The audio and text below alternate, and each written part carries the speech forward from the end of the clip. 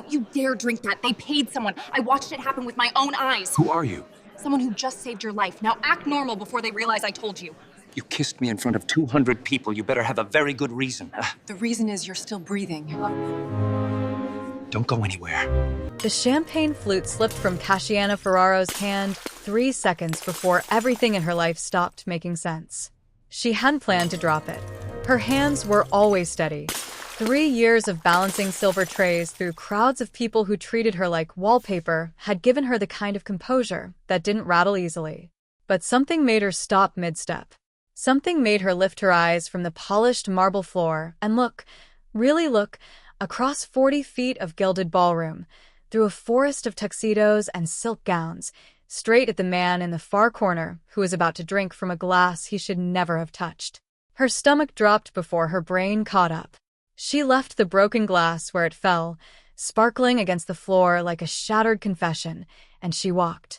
Not everyone noticed the waitress moving with purpose through the Valentino Estate's grand ballroom in Long Island, New York. That was the first thing Marchetti Catering taught you: move like furniture, not like a person. Cassiana Ferraro had spent 3 years perfecting that instruction. She had turned invisibility into something close to a survival skill. She was 28 years old. Fair light skin that caught the candlelight pale and warm. Dark eyes that missed nothing even when she pretended to miss everything.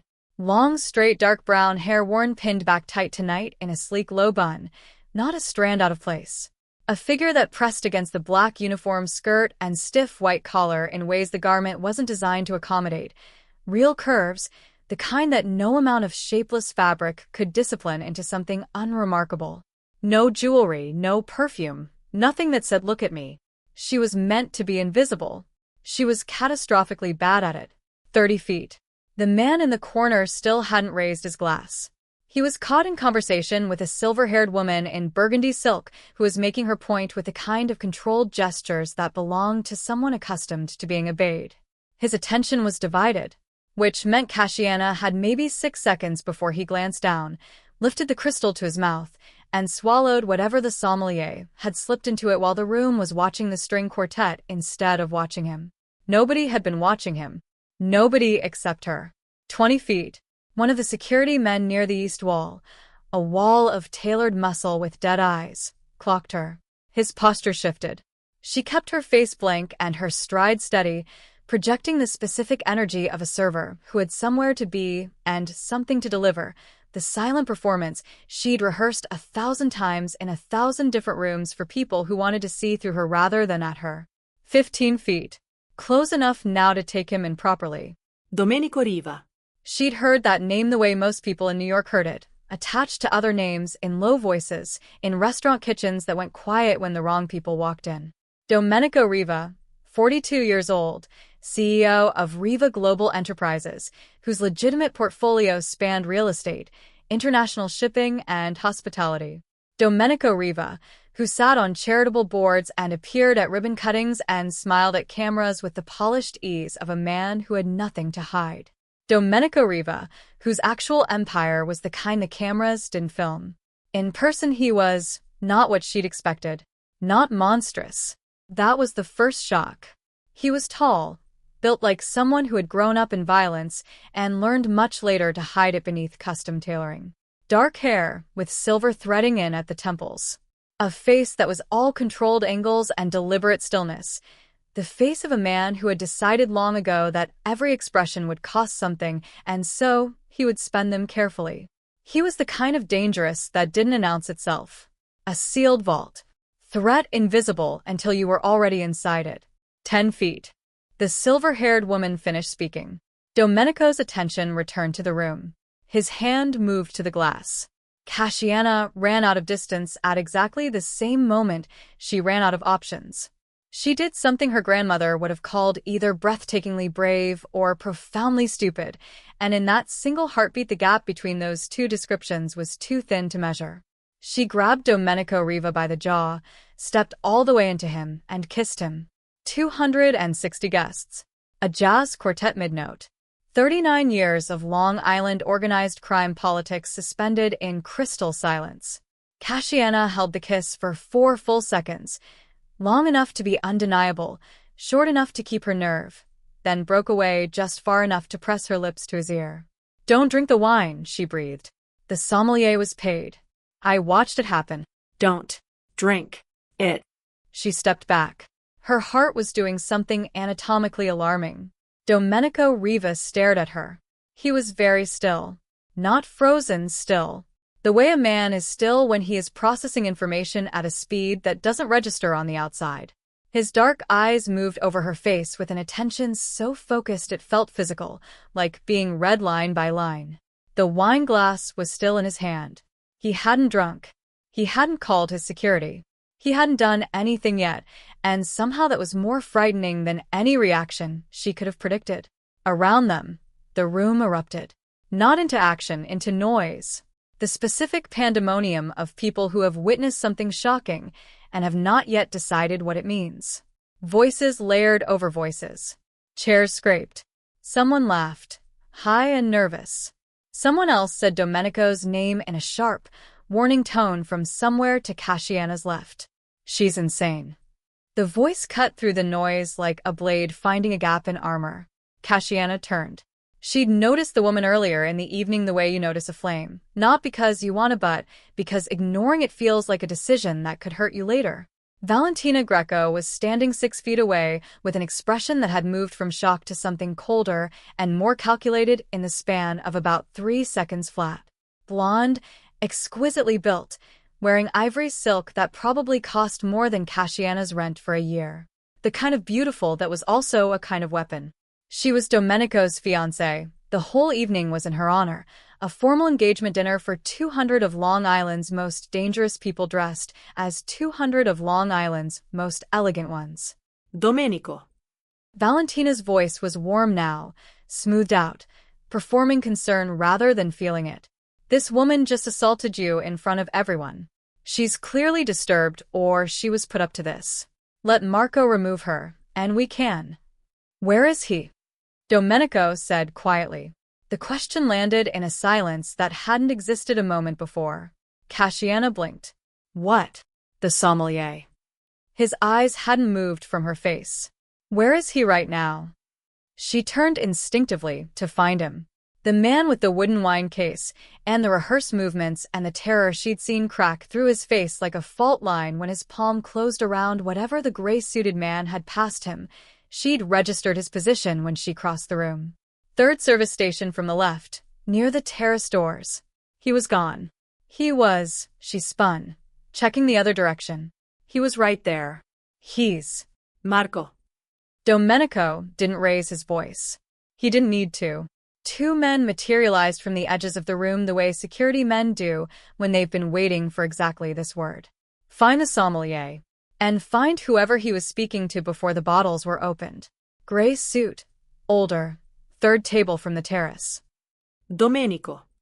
Valentina's composure was cracking at the edges now, just slightly, the way expensive lacquer cracks before the whole surface goes. You cannot be serious. This girl is a server. She clearly wanted attention or money, or... It won't take long to check. Domenico finally set the wine glass down. He placed it on the table beside him with a precision that suggested the gesture was intentional. Then he looked at Valentina with an expression Cassiana couldn't read, but watched Valentina flinch from. If she's wrong, we'll know very shortly. If she's right, a pause that lasted exactly long enough to make everyone within earshot uncomfortable. Then this is a very interesting evening. The 20 minutes that followed were the longest of Cassiana Ferraro's life. She stood in the center of the ballroom while the party dissolved into controlled chaos around her. Guests pulled out phones. Security swept every entrance and exit. Valentina remained at the head table, spine straight, expression composed, hands clasped in her lap with a tightness that made her knuckles pale. One of the other servers found Cassiana near the edge of the room. An older woman named Bruna, who had worked Marchetti catering events for 15 years and had the 1,000-yard stare to prove it. "What did you do?" Bruna said, her voice barely above a whisper and filled with the specific horror of someone watching a car crash they warned about. I told you. I told you at the start of the night. Heads down, eyes forward, collect your check." These are not people you involve yourself with. These are not. Bruna stopped, pressing her lips together. If that wine is fine, they'll throw you out. If it's not fine, they'll never let you leave. I saw him pass something to the sommelier, Cassiana said. I saw his face after. He was terrified. Of course he was terrified. Everyone in this room is terrified. We're just better at hiding it. I couldn't just. Yes. Bruna's eyes were sad and hard at the same time. You could have. You should have. That's what surviving looks like in rooms like this one, Cassiana. Surviving looks like not seeing things. The man in the white coat came back 18 minutes later. He found Domenico near the terrace doors and spoke 6 words, low enough that Cassiana couldn't hear them. But she could read the shift in Domenico's jaw. The way the stillness around him changed quality, from patient to glacial. He turned to face the room. Ricin, the man in the white coat said, loud enough now for the people close enough to matter. Dissolved. Tasteless. Delayed onset. By the time the symptoms presented, attribution would have been nearly impossible. The ballroom went the kind of quiet that had weight to it. Domenico looked at Valentina. She didn't run. Cassiana noted this with a kind of dazed fascination. Another woman might have broken down, might have collapsed into denials, might have reached for her fiancé. Valentina Greco did none of these things. She stood, she smoothed her ivory dress, and she looked back at Domenico with the steady gaze of someone who has played to the end of a game they already know they've lost. I can explain, she said. Can you?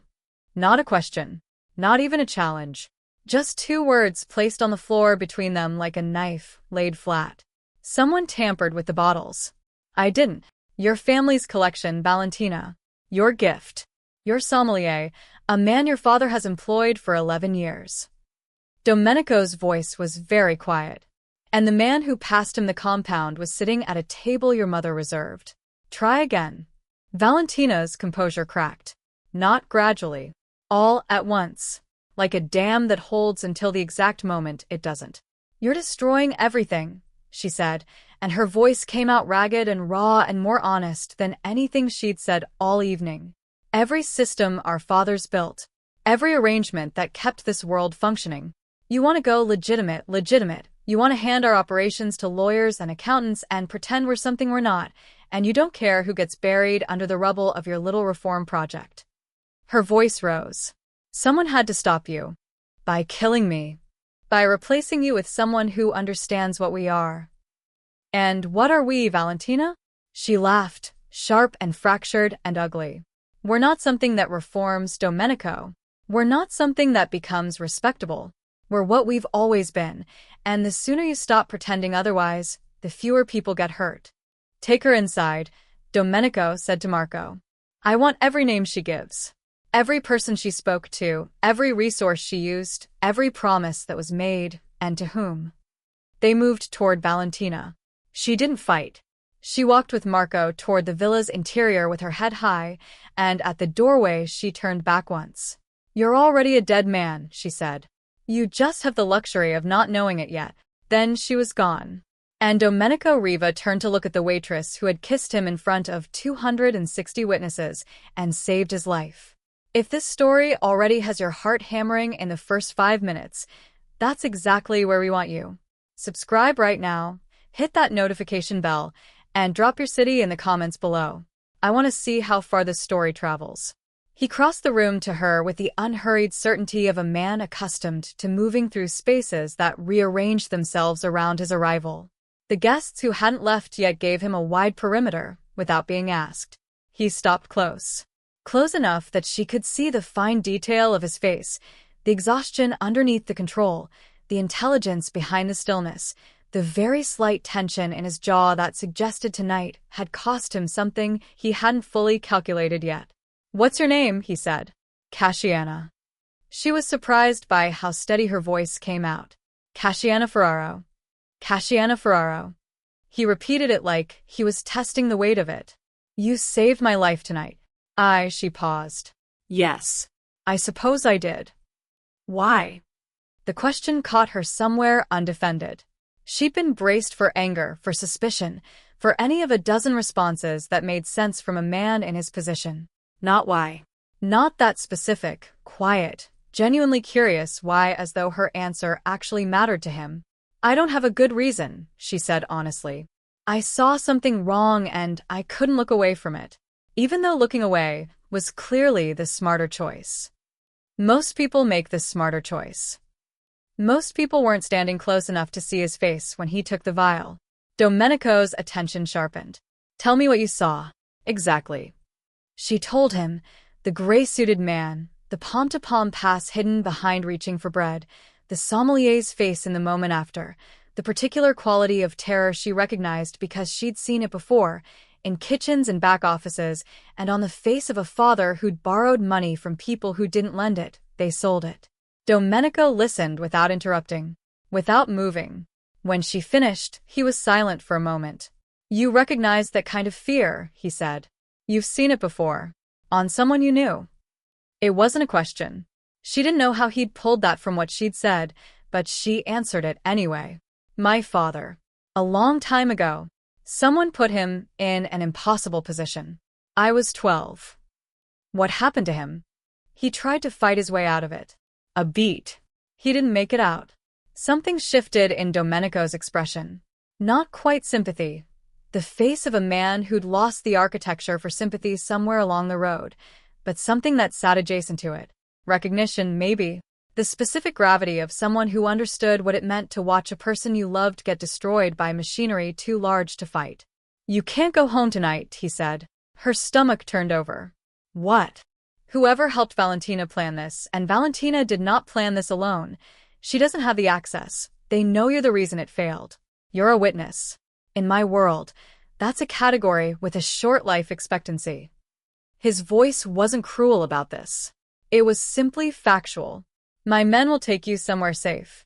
You'll stay there until we've identified everyone involved and neutralized the threat. I have a job. I have. You had a job.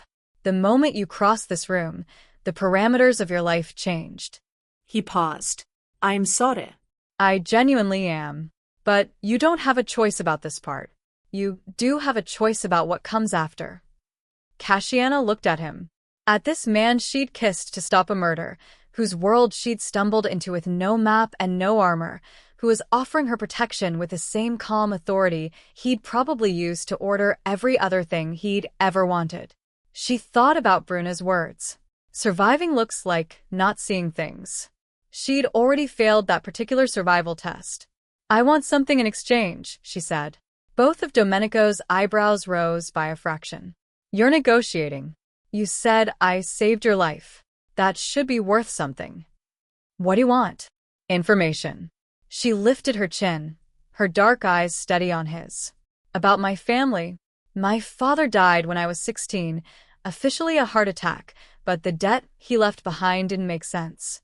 Loans from companies I've never been able to trace. A restaurant my family owned for 2 generations that got seized in a legal process I've spent 10 years trying to understand and never could. She held his gaze. I want to know what really happened. I want names. Domenico studied her for a long, assessing moment. You think it connects to this world, he said. I think the man in the gray suit tonight looked exactly like the men who came to our restaurant when I was 12. I think that's not a coincidence. Another silence. The jazz quartet was gone. The ballroom was mostly empty now, just as men, and the wreckage of an evening that had become something else entirely. All right, Domenico said. He extended his hand.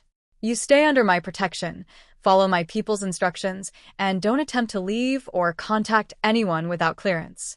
In exchange, I investigate your family's history. If there's a connection, I'll find it. And I'll tell you the truth, whatever it is. Cassiana looked at his hand, looked at the man attached to it, made the second catastrophically brave or profoundly stupid decision of the evening. She shook it. The safe house was 40 minutes outside the city, tucked behind a gate at the end of a private road on the North Shore. It was beautiful in the cold, impersonal way of places that were designed to be occupied temporarily and never loved. Marble floors, expensive furniture that existed rather than welcomed, art chosen for value rather than meaning. Marco showed her to a room and gave her the rules. Don't leave the property. Don't use a phone. Don't interact with the guards beyond basic requests. Everything you need will be provided. Questions go through him. He said all of this with the efficient economy of a man who'd given this speech before and would give it again. After he left, Cassiana sat on the edge of a bed that cost more than her car and tried to absorb the arithmetic of her situation. 12 hours ago, she'd been worried about whether the transit card had enough credit to get her home. Now she was in a crime lord's safe house because she'd stopped a poisoning by kissing the target at his own engagement party. Her grandmother would have had opinions. She didn't sleep. Every time she tried, she saw Valentina's face in the moment the dam broke. Not the cold, composed mask, but the raw thing underneath it. Someone had to stop you. The absolute conviction of someone who believed they were not the villain of the story they were living. Cassiana had met people like that before. People who caused tremendous destruction from a place of genuine certainty that they were right. They were the most dangerous kind. Morning came slowly. Someone left a tray outside her door, coffee, fruit, pastry. She ate mechanically and stared at the wall and thought about her father. Luca Ferraro had opened Stella Osteria in South Brooklyn in 1989, the same year he married Cassiana's mother, Grazia. The restaurant was a neighborhood institution, not famous, not fashionable, just genuinely good, the kind of place where regulars had regular tables, and the pasta was made every morning by whoever showed up first. Cassiana grew up in that kitchen, rolling dough she inevitably made too thick, being patient with customers who weren't always patient back, learning that feeding people well was a form of love that didn't require words. And then, when she was 12, the money stopped making sense. Debt appeared. Not the ordinary debt of a struggling business, but a specific, engineered kind. Variable interest that climbed on a schedule nobody had explained, balloon payments that materialized in clauses buried 30 pages into contracts her father had signed in good faith, a lender called Adriatic Capital Partners that had no public-facing office and no human face. Her father fought it for 4 years. Accountants, lawyers, one federal complaint that went nowhere. He died of a heart attack at 53, and Cassiana had spent 10 years not quite believing the timing. The restaurant stayed open 2 more years under her mother's management. Then the debt called. They lost it. The building was now a wine bar. Marco came for her mid-morning 2 days later. Boss wants to see you. Bring nothing. We leave in 10 minutes. The drive took them not to Long Island, but into Manhattan, into the meatpacking district, to a floor of an office building that presented itself as the New York headquarters of Riva Global Enterprises. Legitimate signage, professional reception, a lobby that could have belonged to any large international company. The rooms behind the lobby were different. Domenico was in a conference room with 3 other people Cassiana didn't know. A woman in her mid-50s with steel gray hair cut close, and the kind of composure that suggested she'd been in rooms like this one her entire career. This was Mariella, she'd learn, Domenico's legal strategist and the closest thing he had to a conscience. A younger man with messy dark hair and 2 laptops open simultaneously, Fausto, financial analyst, forensic accounting, the person who found things other people buried. And a third man, older, who was introduced only as Zio Carlo, and whose silence carried enough weight to understand that his presence in a room meant the room mattered. Sit down, Domenico said. We found something. He opened a folder and pushed it across the table to her. She recognized the photograph immediately, the outside of Stella Osteria, the navy awning she'd helped her mother repaint the summer before her father died. Cassiana's pale fingers pressed flat against the edge of the photograph, and she made herself breathe. Your family's restaurant. South Brooklyn. Opened 1989 by your father Luca Ferraro. Domenico's voice was steady and careful in the way of someone delivering information they know will hurt. Beginning in 2007, the restaurant began accumulating debt through a lending entity called Adriatic Capital Partners. You filed a federal complaint about the loan terms in 2011. The complaint was dismissed. Your father died in 2012. The restaurant was seized and sold in 2014. I know all of this, Cassiana said tightly. What you don't know. Fausto tapped his keyboard and the screen at the end of the room filled with a corporate organizational chart. is that Adriatic Capital Partners was a subsidiary of a holding company called Meridian Consolidated, which was wholly owned by a trust registered in the Cayman Islands, which traces back to two partners. He highlighted two names, Augusto Greco. and his daughter, Valentina. The room was very quiet. Cassiana stared at the screen. Her fair skin had gone almost white. Valentina Greco, she said slowly. Domenico's fiancée. His former fiancée, Mariella said. And yes, her family's company. They're the ones who. Adriatic Capital Partners was not a legitimate lending operation, Fausto said. He pulled up spreadsheets that moved across the screen faster than she could follow. It was predatory by design. They identified target properties, small family-owned businesses sitting on lots that were undervalued or in areas slated for redevelopment, and they offered loans structured to be systematically unpayable. Variable rates, hidden clauses, covenant triggers that allowed them to call the full balance with 30 days' notice if certain conditions were met.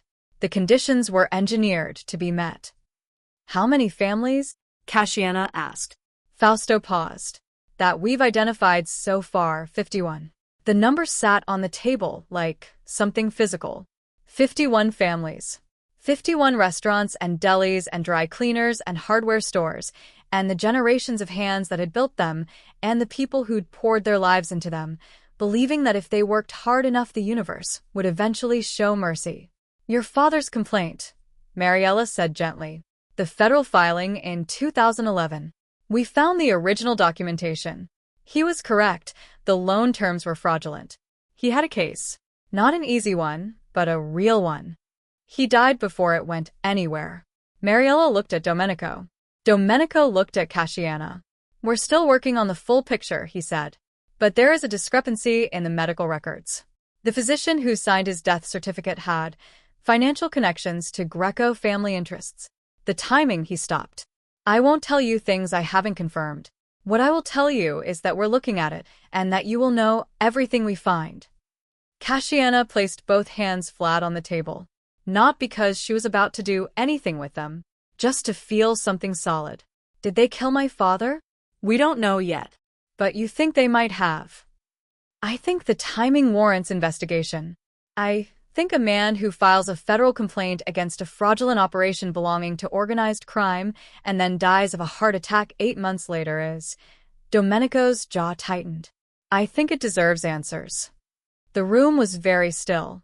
Outside, Manhattan went on being Manhattan, indifferent and enormous and full of people who would never know this conversation was happening inside this building. What happens now? Cassiana asked. Valentina is cooperating with our people. She's given us 11 names so far. 2 of them are directly connected to Adriatic Capital's operation. The investigation will continue. Domenico leaned forward slightly. And you have a decision to make. What kind of decision? Whether you go back to your life. I'll make sure you're protected, compensate you generously for what you've been put through. Clean break. He paused. Or whether you stay. Work with me. Learn this world properly. And when we find out the full truth about what happened to your father, you're part of deciding what comes next. She should have taken the first option. It was obviously the sane choice. Tell me something first, she said. Why are you trying to change things? The legitimate business push, the reform agenda, Valentina seemed to think it was destroying everything. What is it actually? Domenico was quiet for a moment. My father ran this empire the old way, he said. Pure force. Intimidation, violence, fear as currency. He was very good at it. He was also dead at 56, killed by someone who feared him slightly less than everyone else, which is all it ever takes. He looked at the table. I don't want to die at 56. And more than that, I'm tired. Tired of the machinery. The violence costs more than it produces. The legitimate businesses I've built in the last 8 years generate more revenue than the criminal operations ever did, and they don't require me to have people hurt. He met her eyes. That's not idealism. That's math. And the families who don't want to change? They'll learn or they'll fail. Either way, it won't be my problem much longer. Cassiana absorbed this. The practical idealist. The reformed predator. The man who wanted to shed his history the way you shed a skin, carefully because doing it wrong would kill you. She thought about her grandmother, about Stella Osteria, about 51 families. I'll stay, she said. But I want full transparency. Everything you find, I see it. And when we have enough, when we have names and evidence, I want to be at the table when you decide what to do with it. That could be dangerous for you. Everything about this is dangerous. Might as well be dangerous with information. Mariella made a sound that might have been a suppressed laugh. Domenico extended his hand for the second time. Welcome to the room, Cassiana Ferraro. She shook it. Still here? Good. Because this is where the real story begins. If this kind of darkness is your language, subscribe. Hit the bell. You belong here. The education began the next morning at 5:30 a.m., which Cassiana thought was an objectively criminal hour, though perhaps not the worst crime being committed in this building. Marco handed her coffee and a stack of files outside her door with the warmth of a man delivering mail to someone he'd never met. Conference room. 20 minutes. What followed was the most intensive 6 hours of learning she'd experienced since her last semester of college, which she'd funded by working 3 jobs simultaneously and had therefore not retained as much of as she should have. Fausto walked her through corporate structures, how shell companies were nested inside each other like Russian dolls, how money moved through layers of legitimate business to erase its origin, how you could build a pipeline between crime and clean profit that was technically legal at every individual step even if the architecture of it was designed to steal. Mariella walked her through the contracts. She showed Cassiana the exact clauses in Adriatic Capital's loan agreements, the language that was engineered to look like standard boilerplate and functioned like a trap. Variable rates tied to definitions of market conditions broad enough to mean anything. Covenant triggers written into subsection clauses dense enough that most borrowers signing didn't notice them until they detonated. Your father's lawyer missed this one, Mariella said, pointing to a clause on the screen. Subsection 14, paragraph 3. The provision that allowed the lender to accelerate the entire principal balance if the borrower received a material adverse judgment in any legal proceeding related to their business operations. Your father filed a federal complaint. That counted as a material adverse proceeding under this language. The moment he filed. They could call the full loan, Cassiana said. Within 30 days. Which they did. Which is why he lost the restaurant. The rage that had been building in Cassiana's chest since the night of the engagement party crystallized into something colder and more useful. She recognized the shift. It was the same thing that happened when you stopped crying and started planning. Who signed off on this language? She asked. Who specifically designed these contracts? Fausto looked up from his laptop. That's what we're trying to establish. We have the firms, but the individuals. Find them, Domenico said from the doorway. He'd been listening for the last 20 minutes, and Cassiana had known he was there and said nothing about it. Whatever it takes. Domenico himself taught her different things. Not in a classroom, across tables, in cars, in the corridors between meetings, in the deliberate seconds before and after conversations with people whose positions she was still learning to decode. He taught her how to read a room. Not the obvious reads, the anger, the posturing, but the subtle ones. How a man's hands told you things his face was hiding. How the geography of a conversation revealed more than the words. How people who were lying about facts told a different kind of story with their bodies than people who were lying about intentions, and how those two categories were rarely the same person. He taught her how to hold information. Not to share what you knew until you understood how the other person would use it. Not to negotiate from the first number you had in your head.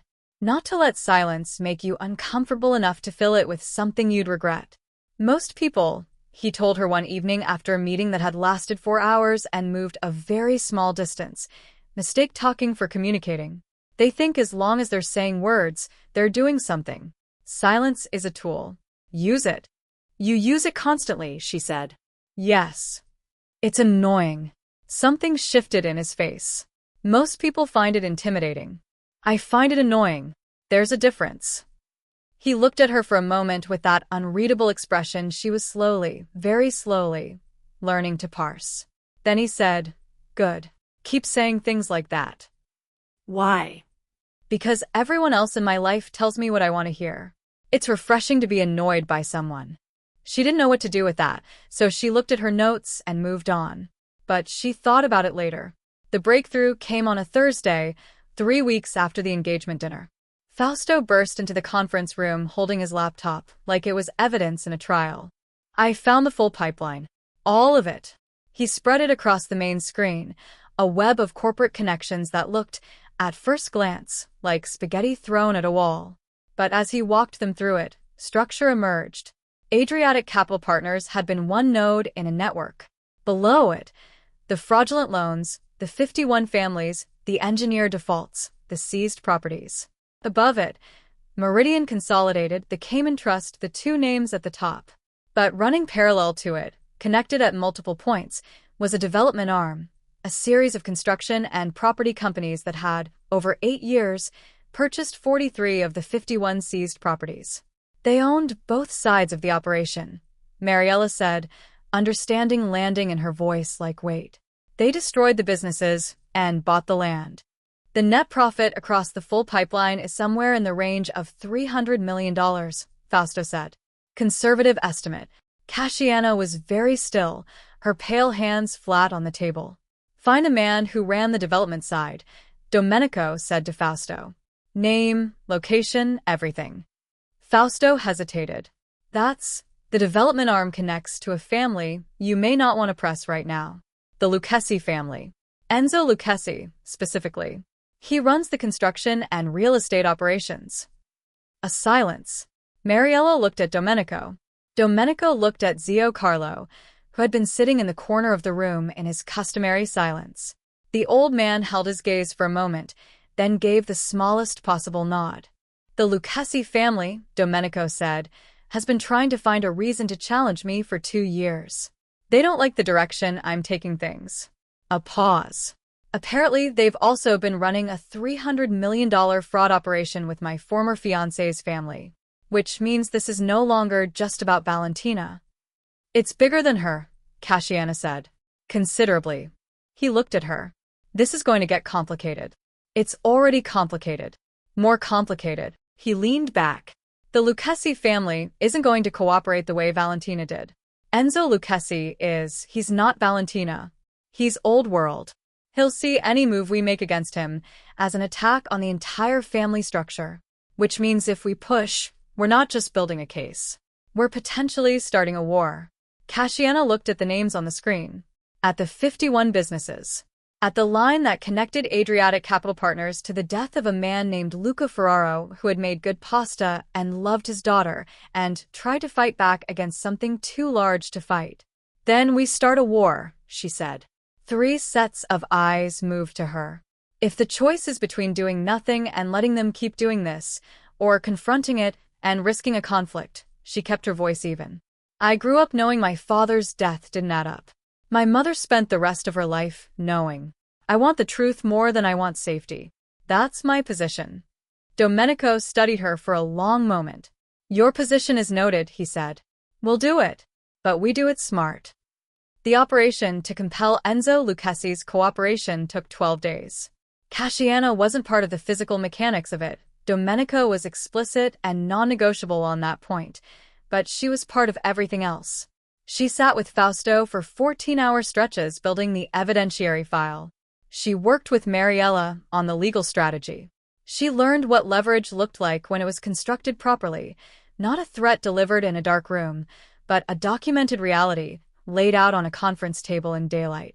When Lucchesi arrived, escorted, not dragged, because Domenico understood the difference, he sat across from them with the posture of a man who believed he could still intimidate his way out of this situation. That belief lasted until Fausto opened the first folder. This is your company, Nero Development LLC, incorporated in Delaware in 2008. Fausto spoke with the flat precision of someone reading a legal brief. This is the first of 43 properties you purchased at below market value from the court-ordered seizure of businesses that had defaulted on loans from Adriatic Capital Partners, which your family co-owned with the Greco family. This is the net profit on those 43 transactions. This is the federal statute your operation violates. And this. He slid a final document across the table. is the testimony your business partner Valentina Greco gave our people 14 days ago. Lucchesi looked at the documents. Something moved across his face. Not fear exactly, but the recognition of a man who has just discovered that the floor he was standing on was glass. What do you want? He said. His voice was much quieter than it had been when he walked in. Full cooperation, Domenico said. Every property transaction, every shell company, every individual involved in the design and operation of Adriatic Capital Partners. Every name. And in exchange? In exchange, I don't hand this file to federal prosecutors today. You're asking me to give up the entire operation. I'm asking you to save the parts of your family's legitimate business that are worth saving, which is still substantial, and cut the parts that are going to prison either way. Domenico's voice was very even. You have until tomorrow morning to decide. Lucchesi looked at Cassiana. She met his eyes, said nothing. Her expression was cool, unreadable, utterly still. Every lesson Domenico had taught her visible in the set of her jaw and the quiet directness of her dark gaze. He looked away first. He cooperated. It took 36 hours of documented interview, and the record that came out of it was more comprehensive than Fausto had hoped and more damning than Mariella had expected. It included, buried on page 47 of a financial record from 2012, a payment of $80,000 to a private medical consulting firm 3 weeks before Luca Ferraro's death. Cassiana sat very still when Fausto put that page in front of her. The firm was a shell, he said quietly. It dissolved in 2013. The principle behind it has a history of providing certain services to people who need specific outcomes that look like natural causes. The room was very quiet.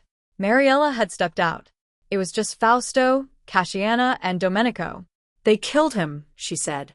Her voice sounded like it belonged to someone else. Someone very far away. We believe so, Domenico said. We can't prove it. The man is dead. The records are gone. The evidence is circumstantial, but they killed him because he filed a complaint.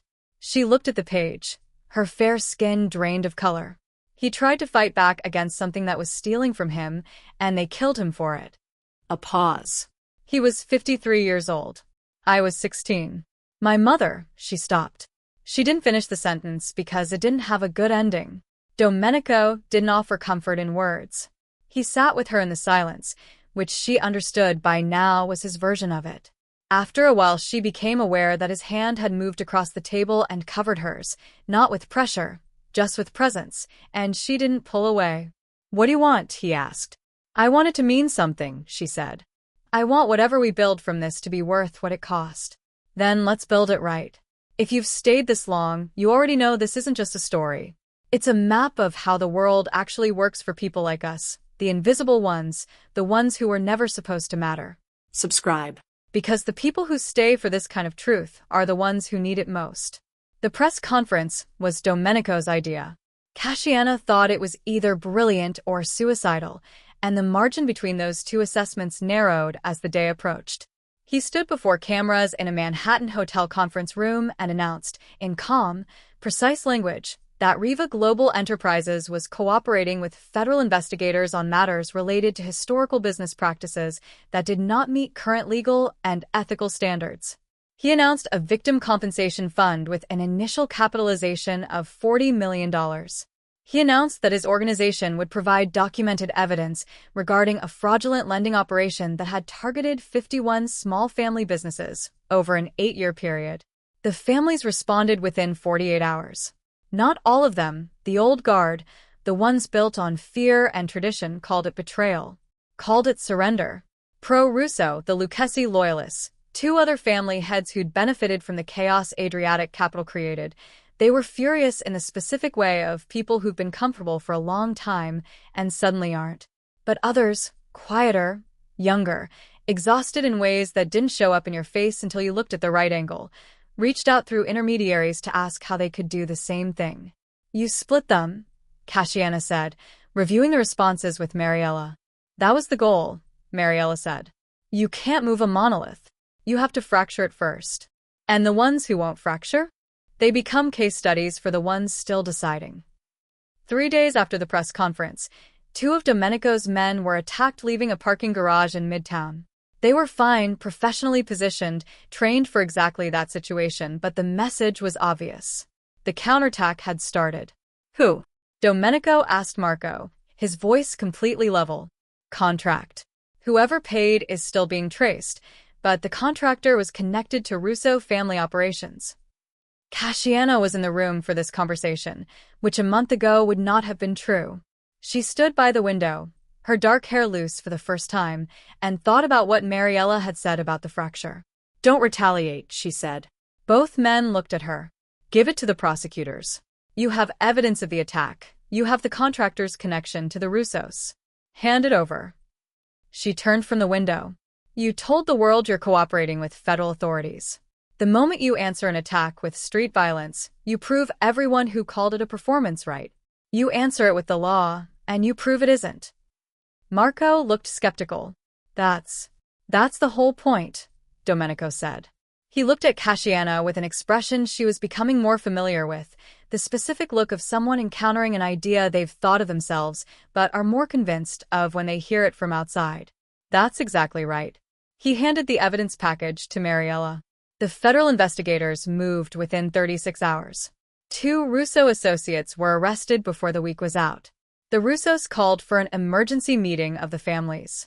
The meeting was held at an estate in Connecticut owned by a family that had managed, through several decades and considerable skill, to maintain neutrality in every major dispute. Cassiana sat in the back of the car on the way there and reviewed everything she'd learned in 8 weeks. The corporate structures, the leverage points, the way power actually moved through rooms like the one they were driving toward. You don't have to come in, Domenico said. I know. The Russo people are going to be hostile. Some of the others. I know. She looked at him. I'm coming in. He was quiet for a moment. Then, stay close to Mariella. Don't speak unless I bring you in specifically. And don't let them see anything they can use. Yes. She'd heard this lesson before. I know. The estate's main room held 27 people representing 8 family interests. The alliances were visible in the seating, who stood near whom, who'd arrived together, who was watching the door. Cassiana catalogued it the way Domenico had taught her, reading the room before the room started performing. She stood near the back wall in a dark fitted blazer and slim trousers, her long straight dark brown hair pulled back neatly, her fair face composed and giving nothing away. Pro-Russo opened with barely restrained aggression, calling the press conference a betrayal, calling the federal cooperation a declaration of war, calling Domenico everything short of a traitor, and implying most of what he'd left out. Domenico let him speak. Let him run. Waited. And then, when the room was tired of pro-Russo's volume, he spoke quietly. He explained, with documents that Fausto had prepared and Mariella had vetted, exactly what the Russo family's exposure looked like. Not as a threat, as a fact. He explained that the federal investigation now had a broad mandate and a motivated prosecutor. He explained which operations had already been flagged for scrutiny and which names had appeared in which testimony.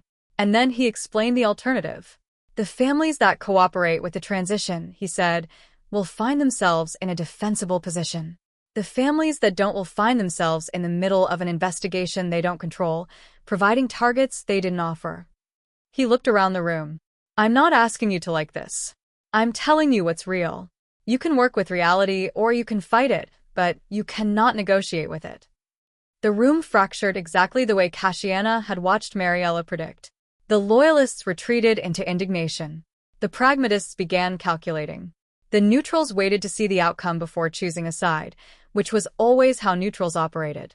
It took 4 hours, but at the end of it, 5 of the 8 family representatives had agreed to preliminary conversations about the transition framework.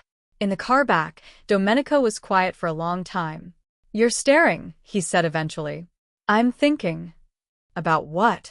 About the fact that you just did something in there that most people would say was impossible.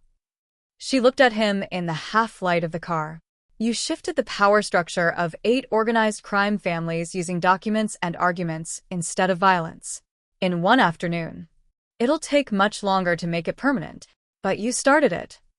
He didn't say anything to that. just looked out the window at the Connecticut darkness moving past. After a while, he said, quietly and without looking at her, "I couldn't have done it the way I did it without you. The approach, what you said about answering the attack with the law rather than with force, that was the pivot. You thought of it too. I needed to hear it to trust it." She didn't know what to do with that either. But it settled in her chest with the warm, complicated weight of something true. The request came from Cassiana on a Sunday morning, 6 weeks after the engagement dinner that had derailed both their lives. She brought it to Domenico directly, having spent 3 days preparing.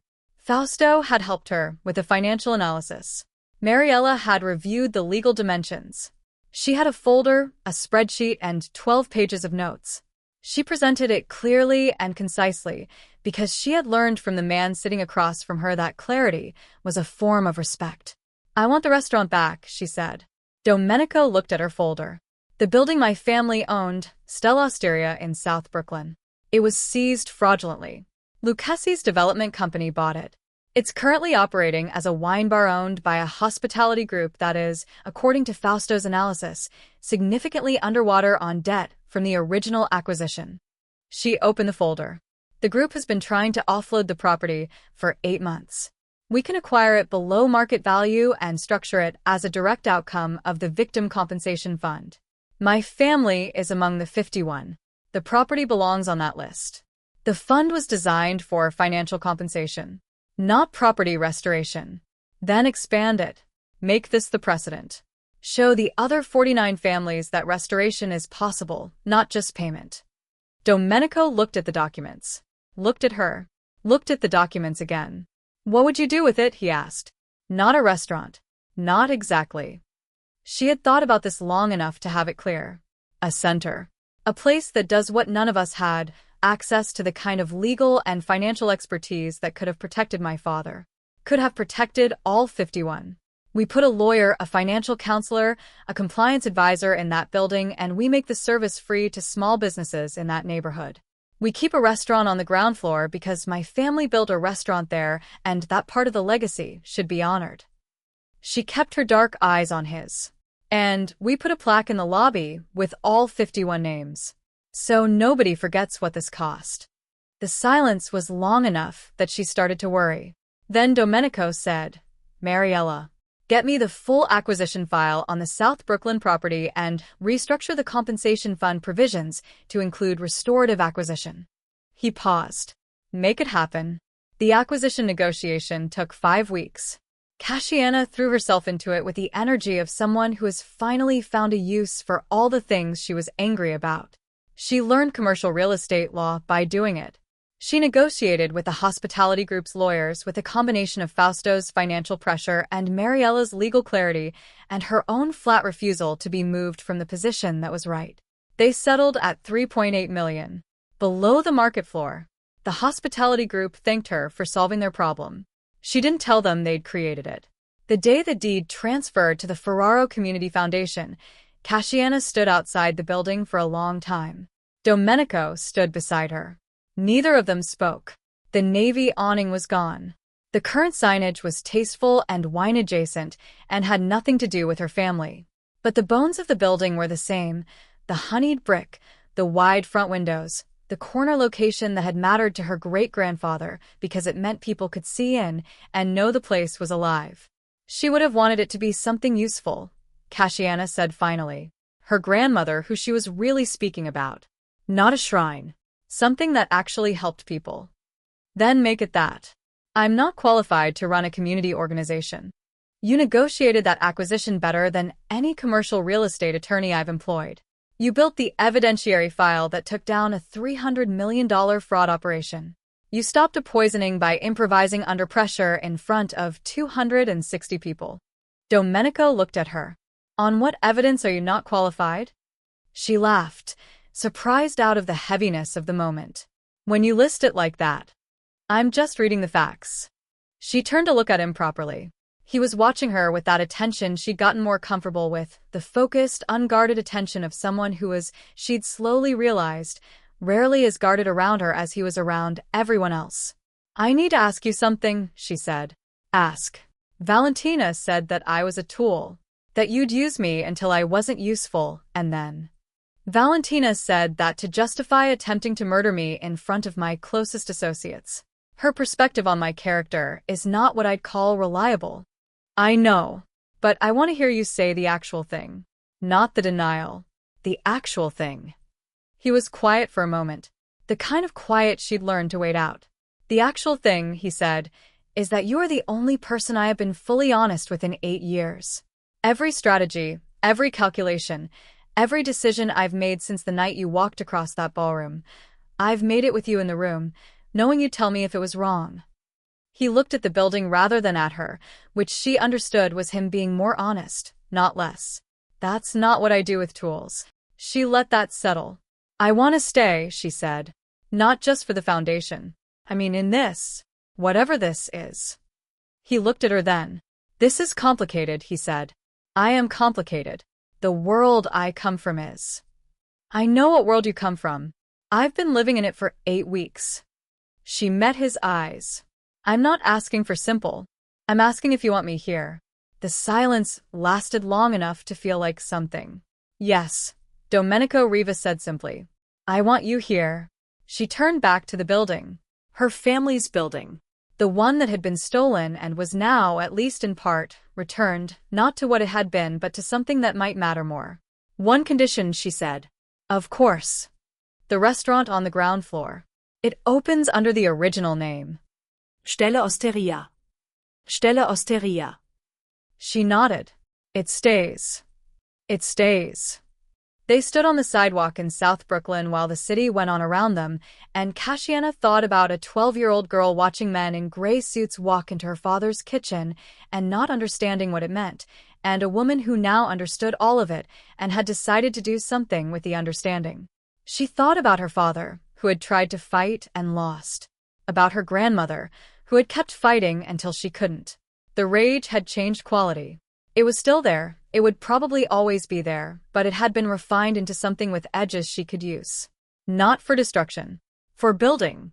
She'd been invisible her whole life. Not anymore. The Ferraro Community Foundation opened its doors on a Tuesday morning in early spring.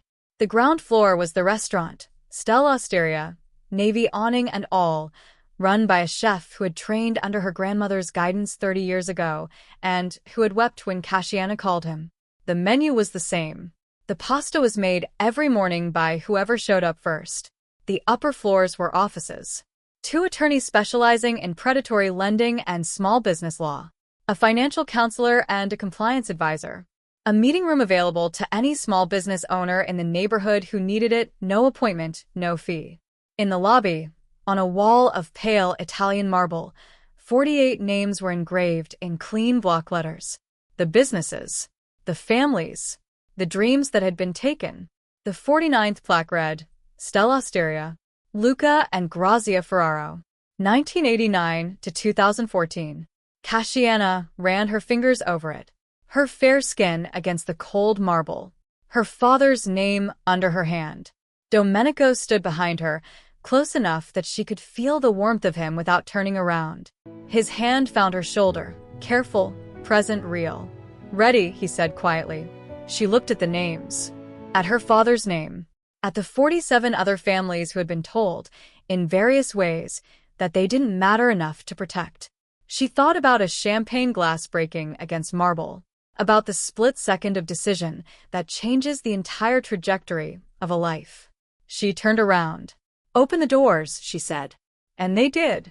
3 months later, Pro Russo's eldest son would be indicted. Enzo Lucchesi would cooperate with a federal grand jury. Valentina Greco would receive a sentence of 22 years, reduced from a possible life term in exchange for testimony that reached further into the Long Island political apparatus than even Domenico had suspected. The families that adapted survived. The ones that didn't became federal case files. And in a building in South Brooklyn that smelled like fresh pasta and old brick and the particular hope of people who decided they were done being invisible, a woman who'd started the year as a waitress and ended it as something else entirely, something she was still defining, still learning, still becoming, sat across a table from a man who had never expected to be challenged by anyone and found, to his considerable surprise, that he didn't mind it at all. They argued about the foundation's expansion plans, about whether to take on a third attorney, about whether the compensation fund's scope should extend beyond New York. They argued the way people argue when they respect each other enough to mean it. And outside, the city went on, indifferent and enormous, full of people who had no idea that in a back room somewhere, something was being built that was trying, imperfectly, expensively, one case at a time, to make it slightly less brutal for the people who had always absorbed its brutality in silence. It wasn't enough. It would never be enough. But it was something. And something, Cassiana Ferraro had decided, was where everything started. She picked up her pen. She got back to work. If this story found you, if some part of it felt like the truth about the world, or like the fight you're already in, share it with someone who needs to hear it. Subscribe, because the stories we tell here are for the people who've always been told that keeping their head down is survival. Sometimes it isn't. Sometimes keeping your head up is the only way through. Drop your city in the comments. I want to see how far this traveled.